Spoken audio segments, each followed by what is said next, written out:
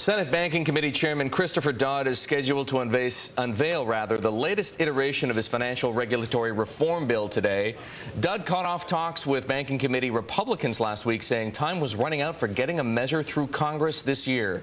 Our next guest says the regulatory reform effort has been misguided by the idea that the financial crisis was caused by deregulation. Peter Wallison is co-director of the American Enterprise Institute's program on financial policy studies, and also he sits on the Bipartisan Financial Crisis Inquiry Commission. Peter is with us by phone from Washington. Peter, let me ask you this question. We have to assume that the purpose of financial rulemaking is to prevent another crisis from happening. Does the bill that Senator Dodd is going to introduce today have any hope of achieving that?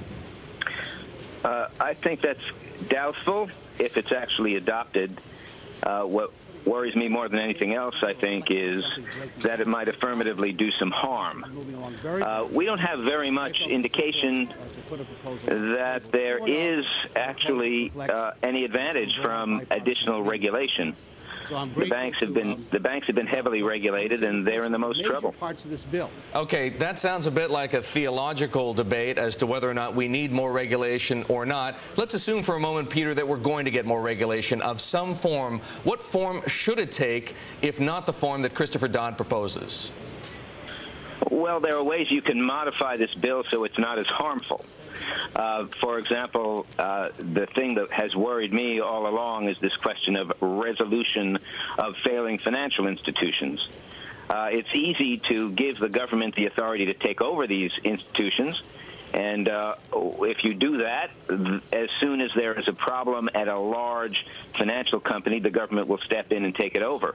What we have to think about is what signals that sends to the creditors of that institution. And what it does is say to the creditors, look, if you advance money to a large institution, it's likely to be better than if you advance money to a small one, because the large one will be taken over and you'll probably be paid out, whereas the small one will go to bankruptcy. And so this eventually will cause much more in the way of credit going toward the larger institutions, and we'll have the kind of problem that we've had with Fannie Mae and Freddie Mac, which were regarded as too big to fail.